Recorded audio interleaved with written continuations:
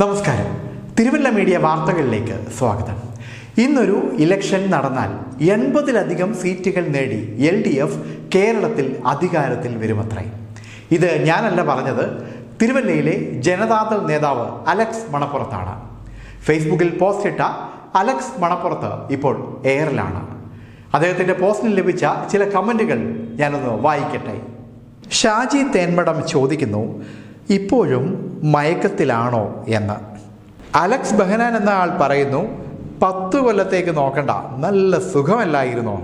Philip Shibu മണപ്പുറത്തിൻ്റെ comment ഇങ്ങനെയാണ്, അങ്ങനെ ഓരോ ഇൻസിഡൻറ്റ് ഉണ്ടാകുമ്പോഴും ഇലക്ഷൻ നടത്താമായിരുന്നെങ്കിൽ കഴിഞ്ഞ 10 വർഷത്തിനുള്ളിൽ 100 തവണ UDF അധികാരത്തിൽ വന്നേനെ അച്ചായ എന്ന്. കമ്മ്യൂണിസം കേരളത്തിൽ നിന്നും പോയി എന്നാണ് ബഹനാൻ മാത്യു അഭിപ്രായപ്പെടുന്നത്. സജീവ് MR കമൻറ്റ് ഇങ്ങനെ, അലക്സ് നല്ലൊരു മനുഷ്യനായിരുന്നു, എന്ത് ചെയ്യാം, എന്തായാലും ക്യാപ്സൂൾ മുടക്കരുത്.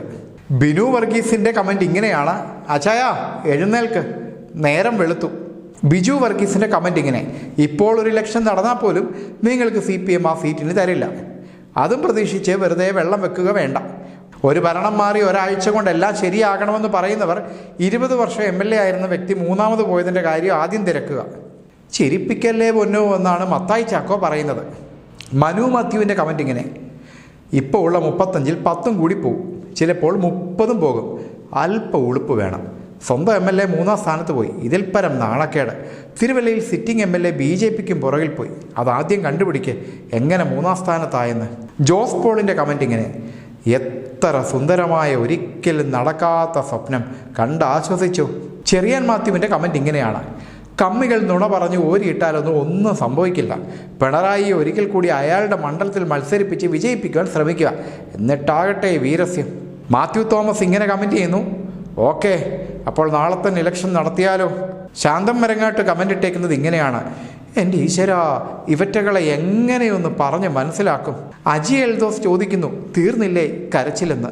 ജോസഫ് നെല്ലാനിക്ക് എൻ്റെ കമൻറ്റ് ഇങ്ങനെയാണ്, എണ്ണീച്ച് മുഖം കഴുകി ഒരു കട്ടൻ കുടിക്കുമ്പോഴേക്കും മാറാനുള്ള പ്രശ്നമേ ഉള്ളൂ അച്ചായ. കുര്യൻ ഏബ്രഹാം ചോദിക്കുന്നു, നേരാണോ അച്ചായ ഈ പറയുന്നത്. ശ്രീകാന്ത് ജിയുടെ കമൻറ്റ് ഇങ്ങനെയാണ്, ഇന്ന് ഇലക്ഷൻ നടത്താൻ സമയമില്ല, നാളെ നടത്തിയാൽ മതിയോ.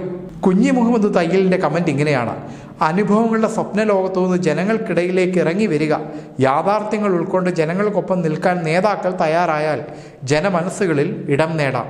വിനോദ് ഉമ്മൻചെറിയാൻ പറയുന്നു, എന്നാൽ പിന്നെ എല്ലാ മാസവും ഇലക്ഷൻ വെക്കാം. PV ശ്രീലാലിൻ്റെ കമൻറ്റ് ഇങ്ങനെയാണ്, ഉണരൂ സംഘാവേ, നേരം വെളുത്തു, നാളെ മതിയോ, ഇന്ന് സത്യപ്രതിജ്ഞയുടെ തിരക്കല്ലേ എന്ന് ജിജോ മാത്യു ചോദിക്കുന്നു. ജോസ് പോളിൻ്റെ കമൻറ്റ് ഇങ്ങനെയാണ്, 8 സീറ്റ് കിട്ടിയാൽ ഭാഗ്യം, ഇനിയും തെരഞ്ഞെടുപ്പ് നടത്തിയാൽ പിണറായി പോലും നിയമസഭയിൽ ഉണ്ടാകില്ല. എന്തായാലും പോസ്റ്റ് ഇട്ടതേ നമ്മുടെ അലക്സ് മണപ്പുറത്ത് അച്ചായന് ഓർമ്മയുള്ളൂ. അച്ചായൻ ഇപ്പോൾ എയറിലോട്ട് പൊക്കോണ്ടിരിക്കുകയാണ്. ചൊവ്വയിൽ പോയിട്ട് തിരികെ എത്തുമെന്നാണ് നാട്ടുകാരൊക്കെ പറയുന്നത്. നന്ദി, നമസ്കാരം.